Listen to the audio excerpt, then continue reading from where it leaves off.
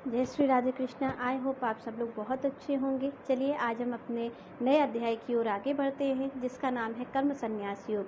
आपका 5वां अध्याय कर्म संन्यास योग है। थोड़ी सी चर्चा हम पिछले अध्याय की कर लेंगे, जिसका नाम था ज्ञान कर्म संन्यास योग।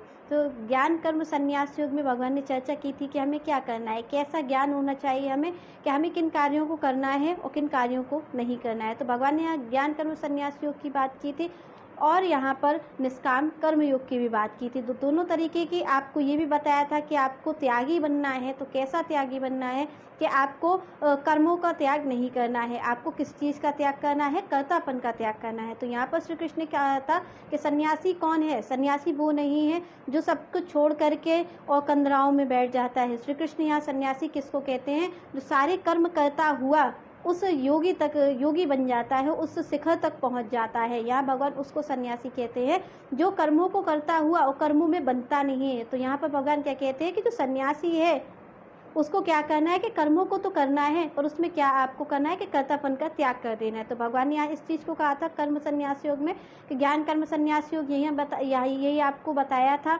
कि यहाँ पर आपको किसका त्याग करना है? कर्तापन का त्याग कर देना है और सारे कर्मों को वैसे ही करते रहना है।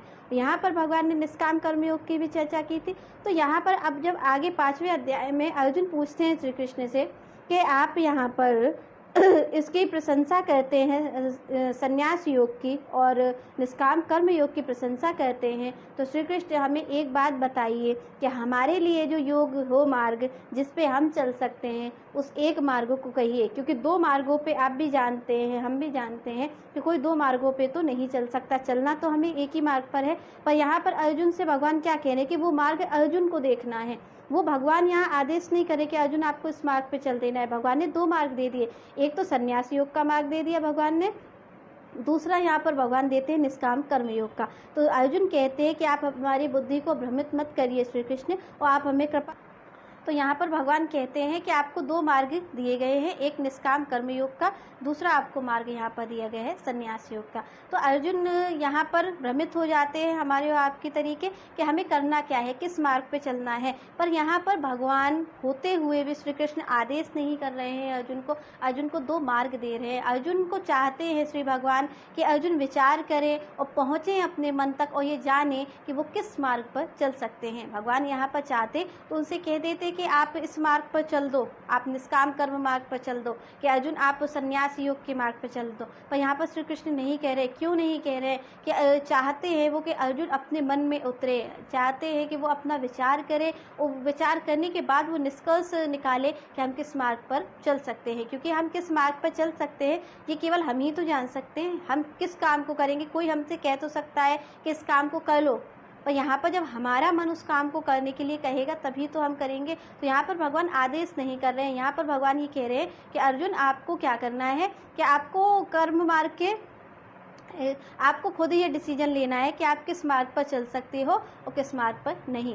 तो अर्जुन यहाँ पर कहते हैं, भगवान फिर एक बार उनको बताते हैं कि अर्जुन संन्यास योग क्या है। संन्यास बस इतना है कि आपको सारी इंद्रियों को वश में करना है और वश में करने के बाद जो कर्म आप कर रहे हैं उस कर्मों में कर्तापन का त्याग कर देना है और सबको क्या करना है, एक ही संभाव से देखना है। ना तो किसी को बहुत ज़्यादा आपको बुद्धिमान देखना है, ना किसी को मूर्ख देखना है, ना किसी से बहुत प्यार करना है और ना ही किसी से यहाँ पर आपको नफरत करनी है। तो यहाँ पर भगवान कह रहे कि सन्यासी वो है जो इन सब चीज़ों को त्याग कर देता है, इन सब चीज़ों से ऊपर उठ के वो संभाव सब में देखता है। वो सब कुछ ये देखता है कि सब सच्चिदानंद है, सच्चिदानंद में है। यहाँ पर सब जो है सो श्री भगवान ही है। वहाँ पर इस स्थिति की बात भगवान कह रहे हैं कि जो सन्यासी होता है वो सन्यासी क्या देखता है कि सब में एक ही भाव देखता है। वो ये देखता है कि सब सच्चिदानंद हैं, सब भगवान के ही हैं। वो किसी को अलग देखता नहीं, तो ना तो द्वेष करता है उससे, ना आकांक्षा करता है। तो भगवान ये कह ना तो आपको द्वेष करना है, ना आपको यहाँ पर आकांक्षा करनी है।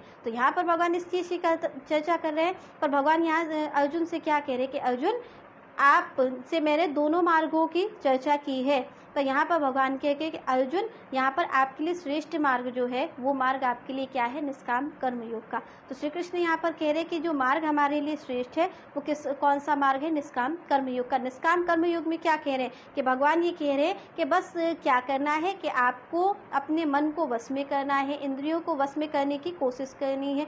जो इंद्रियां बाकी चीज़ों का चिंतन करती हैं वो इंद्रियां औरों का चिंतन ना करके भगवान का चिंतन करें। इंद्रियों को वश में करना है, श्री कृष्ण को समर्पित होना है और श्री कृष्ण के कहे मार्ग पर चलना है। तो भगवान यहाँ कह रहे हैं आपको और कुछ नहीं करना, क्योंकि आप कर्म करने के बाद कर्तापन का त्याग करना ये बहुत कठिन मार्ग है। यहाँ पर श्री कृष्ण कह रहे हैं कि ये करना कठिन है, तो मैं तो केवल निष्काम कर्मयोग को श्रेष्ठ मानता हूँ। तो अर्जुन से कह रहे कि अर्जुन, मार्ग आपके लिए दोनों हैं, आप चाहो तो जिस भी मार्ग पर आप चल सकते हो, पर मैं यहाँ किसको श्रेष्ठ मानता हूँ, निष्काम कर्मयोग को। तो भगवान यहाँ कह रहे निष्काम कर्मयोग कैसा, जो कि आपको जो मैं मार्ग बता रहा हूँ उसके अनुसार आपको चलना है और अपनी इंद्रियों को वश में करके मुझ में पूर्ण समर्पित होकर के आपको कर्मों को करना है। दूसरों के अपने स्वार्थ के लिए ना करके दूसरों के भले के लिए काम को आपको करना है। और यहाँ पर भगवान ये निष्काम कर्मयोग की चर्चा कहते हैं। तो भगवान ये कहते हैं कि चाहे आप निष्काम कर्मयोग से चलो, चाहे आप संन्यास योग से चलो, दोनों मार्ग की मंजिल क्या है, एक ही है, वो है श्री कृष्ण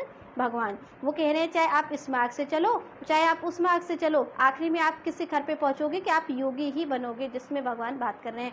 तो ये कह रहे हैं कि ये दोनों मार्ग हैं, और दोनों मार्ग पर अर्जुन नहीं चल सकते हैं। अर्जुन किस मार्ग पे चल सकते हैं ये तो अर्जुन ही जानते हैं, क्योंकि अर्जुन हमारे और आपकी तरीके ही हैं।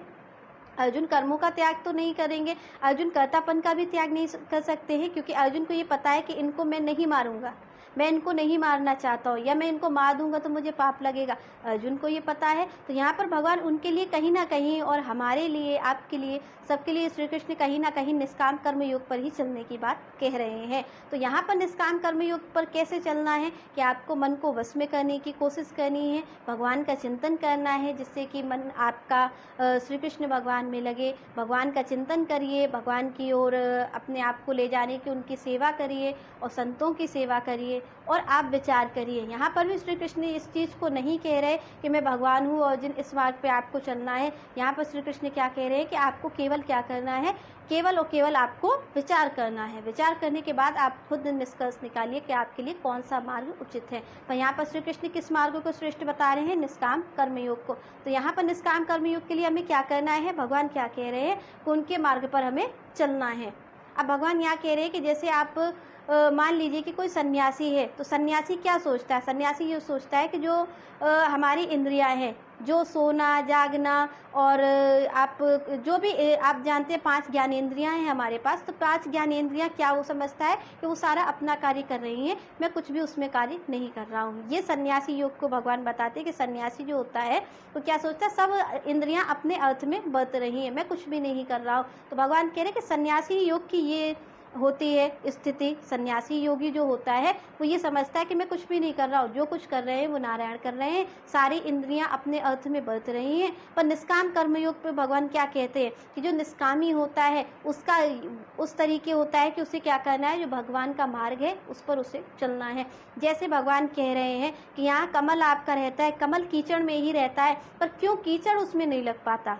आप देखते होंगे कमल, अगर आपने देखा हो तो कमल कहाँ पर खिलता है, कीचड़ में, उसके बाद भी कीचड़ उसमें नहीं लगता। तो भगवान ये कह रहे हैं कि आपको निष्काम कर्म इस तरीके करना है कि आप भले ही यहाँ पर रह रहे हो, संसार में रह रहे हो, पर संसार आप में नहीं रहेगा। जैसे आप कमल को देखते हो, कमल होता है और कमल कीचड़ में ही खिलता है, फिर भी आप देखते हैं कि कीचड़ उसमें नहीं लगता, वो दूषित नहीं होता है, वो स्वच्छ ही रहता है। और स्वच्छ किस तरीके से वहाँ पर रहने के बाद भी स्वच्छ रहना है, उस संसार में भी रह करके कैसे भगवान को समर्पित होना है, इसका ही मार्ग निष्काम कर्मयोग से होकर के जाता है। तो हम सब उसी निष्काम कर्मयोग पर ही चल सकते हैं। तो भगवान यहाँ पर क्या कह रहे हैं कि आपको बिल्कुल वैसे ही रहना है, जैसे कमल कीचड़ में रहने के बाद भी कमल पे कोई छींटे नहीं आते, वैसे ही आपको इस संसार में रहने पर भी भगवान की प्राप्ति हो सकती है।